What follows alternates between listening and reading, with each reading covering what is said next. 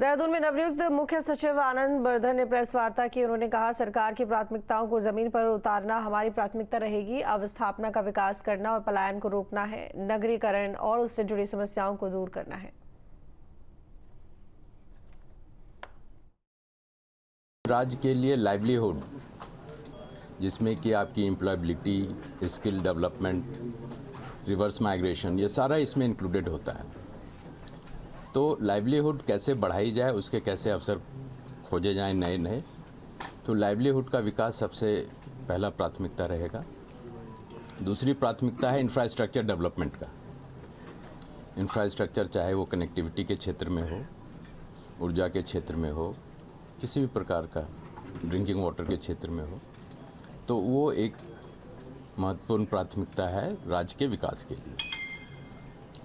तीसरा है अर्बनाइजेशन, क्योंकि जैसा आप सब अवगत हैं कि अर्बन एरियाज़ बढ़ते जा रहे हैं और वहाँ की समस्याएं भी बढ़ती जा रही हैं। तो कैसे हमारे शहर बेहतर हो सकें, उसके लिए कार्य होना चाहिए। इसके अतिरिक्त हमारी और भी इम्पॉर्टेंट इश्यूज जैसे वाटर कंजर्वेशन। वाटर एक बहुत ही महत्वपूर्ण सेक्टर है जो कि आज पूरा देश ही नहीं, पूरी दुनिया इस समस्या से जूझ रहा है। तो ये सब प्रमुख क्षेत्र हैं जहां पर सरकार फोकस करती है और सरकार की प्राथमिकताओं को धरातल पर उतारना ये हम सबों की जिम्मेवारी है। 192 बैच के आईएएस अधिकारी आनंद बर्धन ने आज उत्तराखंड के 19वें मुख्य सचिव के रूप में कार्यभार ग्रहण कर लिया है। शाम को चार्ज लेने के बाद अपने कार्यालय में पत्रकारों से बातचीत करते हुए उन्होंने कहा कि राज्य सरकार की प्राथमिकताएं ही उनकी प्राथमिकताएं हैं, लेकिन वो अलग से भी कुछ चीज़ों पर काम करेंगे। और जैसे पलायन का मामला है, जिन पर सरकार भी काम कर रही है, जैसे वित्त प्रबंधन का मामला है, रेवेन्यू के नए सोर्सेज और नए क्षेत्र, नए विकल्प तलाशने हैं, हेल्थ की सुविधाओं को बढ़ाना है, एजुकेशन की क्वालिटी को बढ़ाना है, तो ऐसे तमाम प्राथमिकताएं उन्होंने अपनी गिनाई।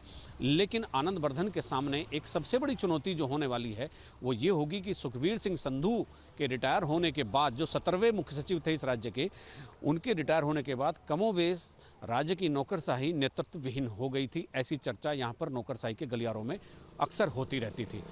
तो इस राज्य की नौकरशाही को सही दिशा देना, सही नेतृत्व देना, ये एक बड़ी चुनौती आनंद बर्धन के सामने होगी।